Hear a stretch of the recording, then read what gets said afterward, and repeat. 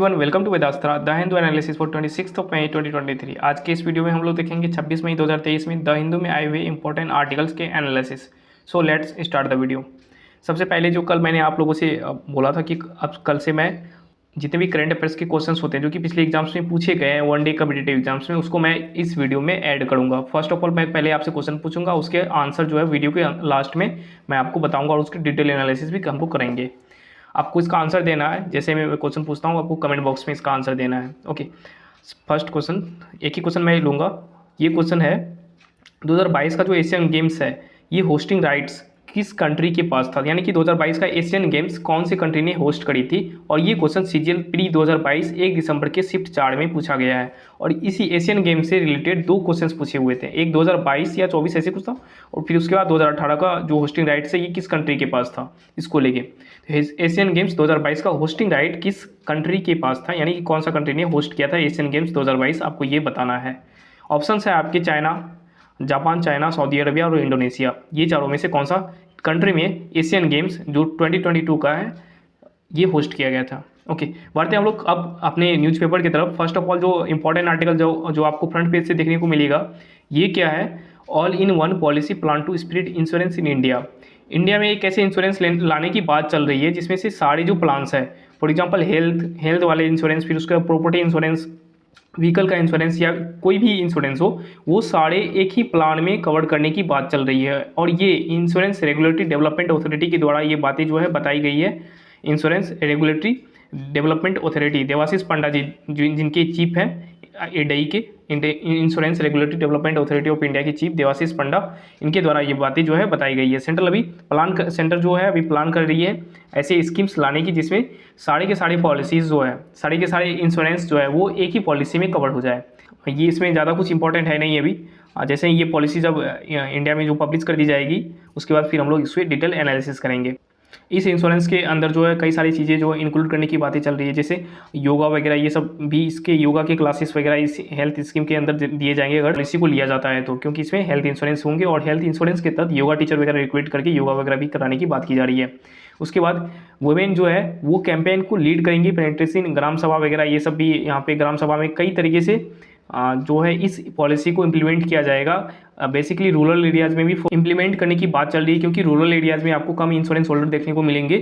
Urban areas में insurance holder as ज़्यादा होता है as compare to rural areas, तो रूरल एरियाज़ में भी फोकस करने की बात चल रही है।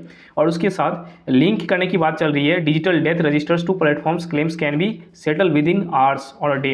एक दिन या घंटों के अंदर जो सेटल्स है, क्लेम सेटलमेंट्स ये हो जाए, इसको लेके भी लिंकिंग वगैरह करने की बात चल रही है। ओके, इडई के चीफ आपको देवाशीष पंडा जी देखने को मिलेंगे, और इडई यानी कि इंश्योरेंस रेगुलेटरी डेवलपमेंट अथॉरिटी का जो हेडक्वार्टर है ये आपको हैदराबाद में देखने को मिलेगा, इडई का हेडक्वार्टर। ओके, नेक्स्ट आर्टिकल की तरफ मूव करते हैं जो कि बगल में आपको देखने को मिलेगा। ये क्या है, चाइना कंस्ट्रक्ट कर रहा है क्या चीज़, मॉडल विलेजेस एलएसी के बगल में, लाइन ऑफ एक्चुअल कंट्रोल के बगल में, इसके ऑपोजिट में बेसिकली चाइना जो मॉडल विलेजेस कंस्ट्रक्ट कर रहा है। अभी भी इसका काम चालू है, पिछले कई साल मतलब 2-3 सालों से ये जो है विलेज का कंस्ट्रक्शन चाइना के द्वारा किया जा रहा है एलएसी के बगल में। इंडिया भी इसके अगेंस्ट में कई सारे रोड्स प्रोजेक्ट्स जो है वो बॉर्डर में जो इम्प्लीमेंट कर रहे हैं, जैसे अरुणाचल प्रदेश से लेके हम लोगों ने लॉन्च किया है लद्दाख तक, कई सारे बॉर्डर डिस्ट्रिक्ट्स है जहाँ पे इंफ्रास्ट्रक्चर वगैरह डेवलपमेंट की जाएगी, कई सारे रोड्स जो है वो बनाए जाएंगे। और बॉर्डर्स के नज़दीक में जो रोड बनाई जाती है ये किस ऑर्गेनाइजेशन के द्वारा बनाई जाती है, बॉर्डर रोड ऑर्गेनाइजेशन, और ये आती है मिनिस्ट्री ऑफ डिफेंस के अंदर में, ना कि ministry of road transport and highways के अंदर में। Ministry of road transport and highways के अंदर में NHAI आती है, national highway authority of India, but यानी कि border road organisation ministry of defence के अंडर में आती है। और ये क्वेश्चन पूछा हुआ किसके अंदर में आती है। ओके, रिसेंटली अरुणाचल प्रदेश और आसाम के जो बॉर्डर डिस्प्यूट्स है ये भी रिजॉल्व कर लिए गए हैं। आसाम और अरुणाचल प्रदेश के बॉर्डर डिस्प्यूट, आसाम के लगभग 8 डिस्ट्रिक्ट्स जो है अरुणाचल प्रदेश से लगता है, और अरुणाचल प्रदेश का 12 डिस्ट्रिक्ट्स जो है आसाम से लगती है।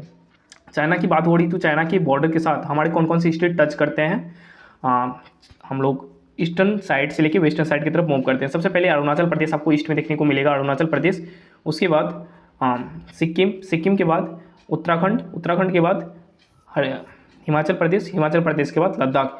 ये 5 स्टेट्स जो है चाइना के साथ बॉर्डर टच करता है। चाइना के साथ हमारा कंट्री जो ये टोटल 3300 कुछ किलोमीटर जो है ये बॉर्डर शेयर करती है चाइना के साथ। चाइना में रिसेंटली होंगजाओ में HONGZOU होंगजाओ में 2018 को एशियन गेम्स जो है ये होस्ट करी गई थी और चाइना का प्रेसिडेंट शी जिनपिंग जी आपको देखने को मिलेंगे। बढ़ते हम लोग नेक्स्ट आर्टिकल की तरफ। Next article important article, state वाले पेज से कुछ भी आज इंपॉर्टेंट आर्टिकल है ही नहीं स्टेट वाले पेज से, जो कि जंप पॉइंट वैसे इंपॉर्टेंट हो। और स्टेट वाले पेज के पहले जो आपको सिटी वाला पेज मिलता है ना न्यूज़पेपर में, और सिटी वाले पेज भी इंपॉर्टेंट नहीं होते हैं क्योंकि ये रीजनल न्यूज़ इसमें जो है दिए होते हैं और बिल्कुल छोटे छोटे न्यूज़ जो हमारे एग्जाम से कोई भी लेना देना नहीं होता है। हमें अंडरस्टैंडिंग के लिए भी वो चीज़ें नहीं पढ़नी चाहिए, अंडरस्टैंडिंग के लिए ये सारी चीज़ें पढ़नी चाहिए एडिटोरियल या टेक्स्ट एंड कंटेक्स्ट वाले पेज से। ओके, एडिटोरियल वाले पेज में सबसे पहले आपको जो एडिटोरियल देखने को मिलेगा ये क्या है, an ordinance its constitutionality and scrutiny. एक ऐसे ऑर्डिनेंस की बात की जा रही है बेसिकली जो दिल्ली गवर्नमेंट का एडमिनिस्ट्रेटिव कंट्रोल जो है कहाँ पे, दिल्ली में, ये सुप्रीम कोर्ट के द्वारा बताया गया कि हाँ कर सकते हैं दिल्ली गवर्नमेंट। सुप्रीम कोर्ट का वर्डिक्ट जो आया दिल्ली गवर्नमेंट के फेवर में आया, बट सेंटर ने क्या किया, ऑर्डिनेंस लाके पार्लियामेंट में बिल जो है पास कराने की बात कर रहे हैं कि ये दिल्ली गवर्नमेंट का एडमिनिस्ट्रेटिव पावर जो है ये सेंटर के पास होनी चाहिए। इसको लेके पूरा आर्टिकल दिया हुआ है किस तरीके से क्या चीज़ें हो रही है। हाँ, जो ऑर्डिनेंस है ये कॉन्स्टिट्यूएंसिलिटी और स्क्रूटनी में किस तरीके से चीज़ें हो रही है उसको लेके ये आर्टिकल आया हुआ है। सो हम लोगों ने ये आर्टिकल पहले भी डिस्कस किया हुआ है, दिल्ली गवर्नमेंट में किस तरीके से ऑर्डिनेंस वगैरह जो ये ला रहे हैं अभी, दिल्ली गवर्नमेंट के एडमिनिस्ट्रेटिव पावर को होल्ड करने के लिए सेंटर के द्वारा ये ऑर्डिनेंस लाई जा रही है। राज्यसभा में इसके अपोजिट करने की बात चल रही है। तो ये था आर्टिकल, आप बस इसे एक बार अंडरस्टैंडिंग के पॉइंट ऑफ व्यू से पढ़ लेना। Next article, economics that look at the lower half of the pyramid. यहाँ पे इकोनॉमिक्स की बात की जा रही है, ग्रोथ है, इन्फ्लेशन वगैरह, इन सब चीज़ों को यहाँ पे टैकल करने की बात की जा रही है। जैसे नाटो वगैरह के जो मेंबर वगैरह है, फिर यूक्रेन रशिया का वॉर जो चल रहा है वहाँ से किस तरीके से इन्फ्लेशन वगैरह बढ़ा है, इन सब चीज़ों को यहाँ पे फोकस करके ये जो आर्टिकल है ये बताई जा रही है। ओके, बढ़ते हैं लोग नेक्स्ट आर्टिकल की तरफ। ये चीज़ें मैं छोटी छोटी करके, इसमें ज़्यादा कुछ मेरे से डिस्कस करने से कुछ नहीं होने वाला है, ये आपको शुरू से लेके यहाँ तक ऐसे पढ़ना है ताकि आपकी अंडरस्टैंडिंग बने। मैं यहाँ पे ये वो करके चले जाऊँगा तो उससे कुछ आपको हेल्प नहीं मिलने वाला है, बस आपको पढ़ना है ताकि आपकी अंडरस्टैंडिंग बने। करंट अफेयर्स में कुछ ऐसे यहाँ से क्वेश्चन नहीं बनेंगे, आपका यहाँ पे ज़्यादा टाइम बर्बाद होगा। करंट अफेयर्स पढ़ने के लिए सेपरेट वीडियोज़ होती है जहाँ पे जाके आपको पढ़ने होते हैं, ये बस अंडरस्टैंडिंग के लिए करनी होती है। ऐसे ही नेक्स्ट आर्टिकल में भी आपको यही करनी है। ओके, बढ़ते हैं हम लोग ओपिनियन वाले पेज से। ओपिनियन वाले पेज से जो ओल्ड पेंशन स्कीम है उसे रिवर्ट करने की बात की जा रही है। क्या हमें रिवर्ट करना चाहिए ओल्ड पेंशन स्कीम को? ये राइटर जो है इनके द्वारा ये बताई जा रही है रिवर्ट करना चाहिए तो क्यों करना चाहिए और क्यों नहीं करना चाहिए। एक पर्सन बेसिकली क्वेश्चन कर रहा है और दूसरा पर्सन आंसर कर रहा है। नेशनल पेंशन स्कीम जो आया था ये 2004 में आया था, हमारी कंट्री में इंप्लीमेंट की गई थी, जिसके तहत जितने भी पेंशनरीज होते हैं, जितने भी बेनिफिट्स जो होते हैं ये गवर्नमेंट एम्प्लॉयज़ के होते हैं और ये गवर्नमेंट एम्प्लॉयज़ की सैलरीज का कुछ कंट्रीब्यूशन जो है पेंशन स्कीम में जाता है। फिर उसके बाद रिटायरमेंट के बाद जो पैसे वो मिल जाते हैं, उसको लेके ये पेंशन स्कीम लाई गई थी हमारी कंट्री में। ये अटल बिहारी वाजपेयी की जी के दौरान लाई गई थी 2004 में, और इसे कंटिन्यू किया गया था डॉक्टर मनमोहन सिंह के द्वारा 2006 से लेके 2004 से लेके 14 तक, 5 से लेके 14 तक बेसिकली आप बोल सकते हो। ओके, ये था नेशनल पेंशन स्कीम। इसमें आपकी अंडरस्टैंडिंग बढ़ेगी अगर आप इसे पढ़ोगे तो। जैसे किस तरीके से ओल्ड पेंशन स्कीम अगर हम रिस्टोर करेंगे तो फिर चीज़ें क्या डिफरेंस आएंगी न्यू पेंशन स्कीम और ओल्ड पेंशन स्कीम में। ओके, बढ़ते हैं नेक्स्ट आर्टिकल की तरफ। नेक्स्ट आर्टिकल, ये मणिपुर में एक मार्केट है। मणिपुर में इस मार्केट का नाम है, मणिपुर की बेसिकली कैपिटल जो इम्फाल है वहाँ पे आपको ये मार्केट देखने को मिलेगा, इमा। ये मार्केट एक लार्जेस्ट वीमेन मार्केट है कंट्री में, वीमेन का एक लार्जेस्ट मार्केट है। और यहाँ पे चीज़ें जो स्टेबलाइज नहीं हो पाई है, यहाँ पे जो शॉपकीपर से ये शॉप खोल के अभी भी इसके पास कस्टमर वगैरह नहीं आ रहे हैं, इसको लेके ये इमेजेस के तहत बताने की कोशिश की जा रही है। Okay, next article, text and context वाले पेज में, व्हाई डू जजेस रेस्क्यू देमसेल्व्स। जजेस जो है खुद को बचाने की कोशिश क्यों करते हैं? रिसेंटली हाल ही में आपको देखने को मिलेगा कई सारे ऐसे केसेस जिसमें एक केसेस की यहाँ पे जो जिक्र किया गया, ये IPS के द्वारा फाइल की गई थी केस कहाँ पे, गुजरात में। ये IPS के द्वारा जो है ये प्ली फाइल की गई थी हाई कोर्ट में, और जज ने क्या किया, इसको इस प्ली को सुनने से इनकार कर दिया। क्यों? IPS पे एलिगेशन लगाया गया था जबकि गुजरात के IPS थे उस टाइम पे कि जो कस्टोडियल डेथ है इसके द्वारा हुआ था। इस IPS के द्वारा कस्टोडियल डेथ यानी कि जब पर्सन को कस्टडी में रखा जाता है उस टाइम पे जो डेथ हो जाती है, इसको लेके यहाँ पे इस पर केस लगाया गया था इस IPS पे। और इसको केस हियर करने की प्ली जो है ये इन्होंने दिल्ली हाई कोर्ट में फाइल की थी, और दिल्ली हाई कोर्ट के जज जो है ये सुनने से इनकार कर दिया, इस प्ली को हियरिंग करने से इनकार कर दिया। इसको लेके ये आर्टिकल बेसिकली मेंशन किया गया है क्यों जो है जजेस रेस्क्यू करते हैं खुद को इन सब चीज़ों से बचाने के लिए, ऐसे केसेस को बचाने के लिए। और भी कई सारे केसेस का यहाँ पे जिक्र किया गया है जहाँ जजेस जो है ये खुद को रेस्क्यू कर लेते हैं, खुद को वहाँ से विथड्रॉल कर लेते हैं ऐसे केसेस को हियरिंग करने से, और या फिर उसे बायस्ड या अनबायस्ड करके ऐसे केसेस को सही नहीं बताता है, और यहाँ पे फिर दोबारा हियर करने की बात चलती है। इस तरीके से किस तरीके से जो हमारी जुडिशरी में है चीज़ें इधर उधर हो रही है उसको लेके यहाँ पे बातें की जा रही है। ओके, नेक्स्ट आर्टिकल की तरफ हम लोग मूव करते हैं। नेक्स्ट इंपॉर्टेंट आर्टिकल जो आपको यहाँ पे देखने को मिलेगा, सिंगर है टीना टर्नर जी। ये इनका डेथ हो चुका है 24 मई को, और ये अमेरिकन सिंगर है। बस आपको इतना याद रखना है, ये अमेरिकन सिंगर टीना ट्यूनर, इनका डेथ हो चुका है, अमेरिकन सिंगर टीना ट्यूनर। ना 28 मई को न्यू पार्लियामेंट बिल्डिंग का ये इनॉग्रेशन होने वाला है, और यहाँ पे बाइकआउट करने की बात की जा रही है अपोजिशन पार्टीज़ के द्वारा। ये निर्मला सीतारमण जी बोले रीथिंक करने के लिए, उनको पॉलिटिकल न्यूज़ है, हमें इससे कोई भी लेना देना नहीं होना चाहिए। नेक्स्ट आर्टिकल आपको यहाँ पे देखने को मिलेगा, ये क्या है, सीबीआई के जो डायरेक्टर बन गए हैं, ये कौन है, परवीन सूद जी। परवीन सूद सीबीआई के नए डायरेक्टर बने हुए हैं। इसको बस आपको याद रखना, 1986 बैच के आईपीएस ऑफिसर है, ये डायरेक्टर बन गए हैं सीबीआई की, central bureau of investigation. Next article आपको न्यूज़ वाले पेज से देखने को मिलेगा, 2 और चीता कब का जो है डेथ हो चुका है, कहाँ पे, कुनो नेशनल पार्क में, अनवेल के कारण, यानी कि फीलिंग अनवेल था, यानी कि फैटिग्यू वगैरह, वीकनेस वगैरह के कारण ये डेथ का कारण जो है बताया जा रहा है। टोटल एक ज्वाला चीता के 4 कप्स थे, उस 4 कप्स में से 3 का जो डेथ हो चुका है और एक बचा हुआ है, इनका भी हेल्थ जो है ठीक नहीं है, ये बताया जा रहा है जो ऑफिशियल्स है उनके द्वारा। कई सारे चीताज का डेथ यहाँ पे देखने को मिला है, जैसे फर्स्ट 27 मार्च को हुआ था साहसा, इनका डेथ हो गया था। फिर उदय का अप्रैल 23 को, फिर दक्ष का मई 9 को। ये सब मुझे नहीं लगता याद वगैरह कुछ रखना चाहिए नाम, क्योंकि चीताज के अलग अलग नाम है। ओके, अब क्या हुआ है, कमेटी बनाई गई है वॉच करने के लिए चीता प्रोजेक्ट पे वॉच करने के लिए जो कमेटी बनाई गई है। और यहाँ पे कुनो नेशनल पार्क जो कि शिवपुर डिस्ट्रिक्ट मध्य प्रदेश में आपको देखने को मिलेगा, और चीता को रिलोकेट करने की बात की जा रही है इस नेशनल पार्क से और अलग वाइल्ड लाइफ सेंचुरी में। इसका नाम है Mahatma Gandhi national wildlife sanctuary, जो कि चंबल रिवर के बगल में देखने को मिलेगा, मध्य प्रदेश में ही। और यहाँ पे रिलोकेट करने की बात चल रही है ये चीता का। लास्ट ईयर हम लोगों ने 8 चीताज नामीबिया से और 12 चीताज साउथ अफ्रीका से लाए थे कुनो नेशनल पार्क में, जो कि शिवपुर डिस्ट्रिक्ट में है। इंटरनेशनल बिग कैट अलायंस जो है इंडिया के द्वारा लॉन्च की गई है, इंटरनेशनल बिग कैट अलायंस। और इस इंटरनेशनल बिग कैट अलायंस में 5 सालों के लिए, अगले 5 सालों के लिए इंडिया के द्वारा $100 मिलियन जो है ये फंडिंग करने की बात चल रही है। इंडिया करेंगे $100 million funding international big cat alliance में। बिग कैट अलायंस क्या हो, ये जो अलायंस है बिग कैट्स को बेसिकली ध्यान में रख के ये अलायंस बनाई गई है, जिसपे बिग कैट्स पे बातें की जाएगी। क्या होते हैं बिग कैट्स, ये जितने भी कैट्स कैटेगरी के एनिमल्स होते हैं उसको लेके ये फोकस की जा रही है। कौन कौन सी, टोटल अभी 7 है बिग कैट्स है। ये कौन कौन से बिग कैट्स हैं, चीता, पहला तो चीता ही हो गया समझ लो, फिर उसके बाद tiger, lion, leopard, snow leopard, puma, jaguar, sorry ये 7 बिग कैट्स है। ये टोटल 7 ये बिग कैट्स यहाँ पे। पूमा और जैगवार इंडिया में नहीं पाया जाता, बाकी ये 5 जो है इंडिया में पाए जाते हैं। ओके, बढ़ते हैं हम लोग नेक्स्ट आर्टिकल की तरफ। बट नेक्स्ट आर्टिकल की तरफ मूव करने से पहले मध्य प्रदेश के बारे में हम लोगों ने यहाँ पे बात किया, तो मध्य प्रदेश के सीएम आपको शिवराज सिंह चौहान देखने को मिलेंगे। और मध्य प्रदेश में रिसेंटली जो है रीवा डिस्ट्रिक्ट से एक दूसरा डिस्ट्रिक्ट बनाया गया है जिसका नाम है मऊगंज, MAUGANJ, मऊगंज। और रीवा डिस्ट्रिक्ट में ही Sundaraj mango, SUNDARAJ, Sundaraj mango को GI टैग मिल गया है, ज्योग्राफिकल इंडिकेशन टैग। और GI टैग का ऑफिस कहाँ पे है, चेन्नई में। GI टैग ऑफिस आपको चेन्नई में देखने को मिलेगा। आते हैं हम लोग नेक्स्ट आर्टिकल की तरफ।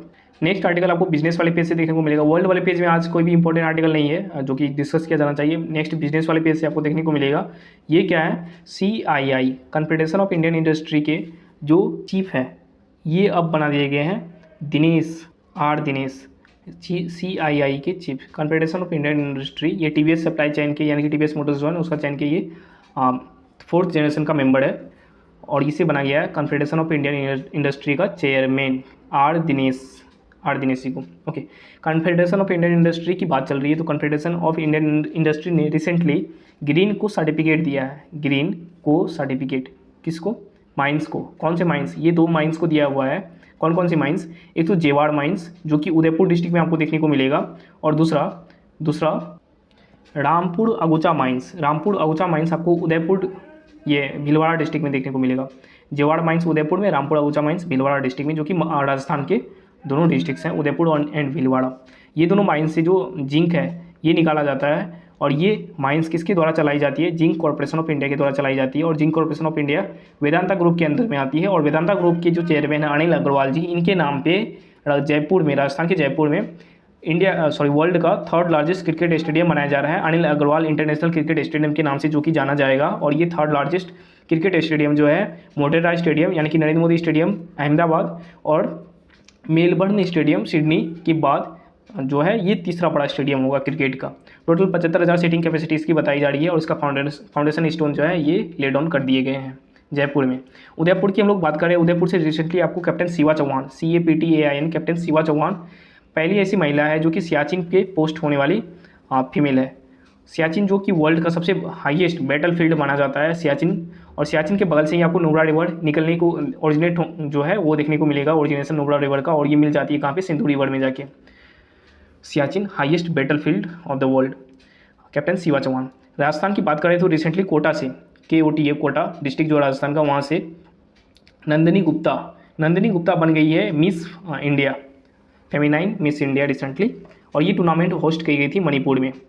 राजस्थान में रिसेंटली जैसलमेर में एक्सरसाइज की गई थी इंडिया और इजिप्ट के आर्मी के बीच में। इस एक्सरसाइज का नाम क्या था, cyclone first, CYCLONE, cyclone first. और बीकानेर में, राजस्थान के बीकानेर में इंडिया और ऑस्ट्रेलिया के बीच में एक्सरसाइज हुआ है। इस एक्सरसाइज का नाम है अस्ट्र इंड, AUSTRAIND, अस्ट्र इंड एक्सरसाइज। ये मिलिट्री एक्सरसाइज है बेसिकली। ओके, राजस्थान के CM आपको अशोक गहलोत जी देखने को मिलेंगे। यहाँ पे कई सारी स्कीम्स जो है रिसेंटली अनाउंस की गई है, जैसे राजस्थान इंडिया का पहला ऐसा स्टेट बन गया है जो कि राइट टू हेल्थ जो है ये एवरी सिटीजन्स को, प्रत्येक सिटीजन्स को राजस्थान को प्रोवाइड कराने वाला है। यानी कि राइट टू हेल्थ मतलब फ्री ऑफ कॉस्ट जो है इलाज किया जाएगा, free of cost OPD services भी दिए जाएंगे, ना ही सिर्फ IPD बल्कि OPD सर्विसेज भी फ्री ऑफ कॉस्ट दिए जाएंगे राजस्थान के हर एक पब्लिक जितने भी पब्लिक हॉस्पिटल्स हैं वहाँ पे, और इसके साथ साथ कई सारे प्राइवेट हॉस्पिटल्स में भी देने की बात चल रही है। राजस्थान देश का पहला ऐसा स्टेट है जहाँ पे राइट टू हेल्थ बिल जो है पास किया गया है। उसके बाद राजस्थान ऐसा पहला स्टेट है जहाँ पे प्रोटेक्शन देगा एडवोकेट्स को, या फिर माइनर असॉल्ट हो या फिर मेजर असॉल्ट हो उसके अगेंस्ट। राजस्थान देश का ऐसा पहला स्टेट है जो कि प्रोटेक्शन देगा एडवोकेट्स को। ओके, राजस्थान में रिसेंटली जो चंबल रिवर के वाटर जो है ये वेस्ट में कई सारे रीजन्स में जो डिस्ट्रीब्यूट करने की बात चल रही है, चंबल रिवर्स के वाटर राजस्थान के। सो ये था राजस्थान के बारे में। अब हम लोग मूव करते हैं नेक्स्ट आर्टिकल की तरफ। नेक्स्ट आर्टिकल आई थिंक हो गया सारा आर्टिकल, आज भी कुछ ऐसा इंपॉर्टेंट आर्टिकल नहीं था, जो भी था यहाँ पे डिस्कस कर लिया गया है। ओके, अब हम लोग बढ़ते हैं अपने क्वेश्चन की तरफ, जो कि क्वेश्चन था हमारा एशियन गेम्स जो 2022 का, ये होस्टिंग राइट्स किसको मिला हुआ, कौन सी कंट्री ने होस्ट की है 2022 का एशियन गेम्स। एशियन गेम्स 2022 का जो होस्ट किया गया था, ये किया गया था इंडोनेशिया कैपिटल जकार्ता में, JKRATA है जकार्ता में, और ये 2022 का एशियन गेम्स जो यहाँ पे होस्ट की गई थी। 2018 का भी यही शिफ्ट में, यानी कि शिफ्ट 4 वाली पेपर में ही पूछा गया था। 2018 में ये होंगजाओ में किया गया था, जो कि चाइना का एक सिटी है होंगजाओ। जापान में होस्ट की जाएंगे 2026 में। जापान में कहाँ पे, नगोया में, NAGOYA नगोया में।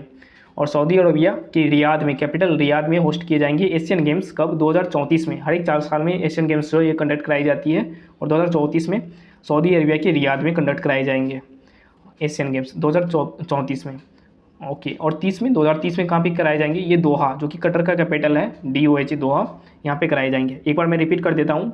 सबसे पहले 2018, 2022, फिर 2026, फिर 2030, फिर 2034, ये 500 सालों के आपको याद रखने हैं। 2018 कहाँ पे, होंगजाओ चाइना में। 2022 कहाँ पे, जकार्ता इंडोनेशिया में। 2026 कहाँ पे हुआ था एशियन गेम्स, 2026 में होगा कहाँ पे, हुआ था नहीं, होगा कहाँ पे, ये नगोया जापान में, NAGOYA नगोया जापान में। फिर 2030 में कहाँ पे किए जाएंगे, होस्ट किए जाएंगे ये दोहा में, दोहा जो कि कतर का कैपिटल है। और 2034 में कहाँ पे, रियाद में, जो कि सऊदी अरबिया का कैपिटल है। एशियन गेम्स इन सारे प्लेसेस पे होस्ट किए जाएंगे इन सारे ईयर्स में। एशियन गेम्स काफ़ी इंपॉर्टेंट होता है एग्जाम पॉइंट ऑफ व्यू से। कई सारे एग्जाम्स के क्वेश्चन जो है यहाँ पे देखने को आपको मिलेंगे। इसके साथ MTS जो अभी एग्जाम चल रहा था 19 तारीख तक चला हुआ है, 13 से लेके ये 11 से लेके 19 तक जो चला है, उसमें भी कई सारे क्वेश्चन जो है एशियन गेम्स पे आपको देखने को मिले हैं, और हो सकता है आने वाली शिफ्ट्स में भी पूछे जाए, जो कि नेक्स्ट मंथ कंडक्ट कराए जाने हैं 13 से लेके 19 जून तक। सो ये था आज का वीडियो। अब हम लोग मिलेंगे कल, यानी कि नेक्स्ट वीडियो में, जो कि होगा 27 मई का वीडियो। एंड आई होप आपको वीडियो अच्छा लगा होगा। मिलेंगे कल। Till then take care and goodbye, have a nice day, thank you so much for watching.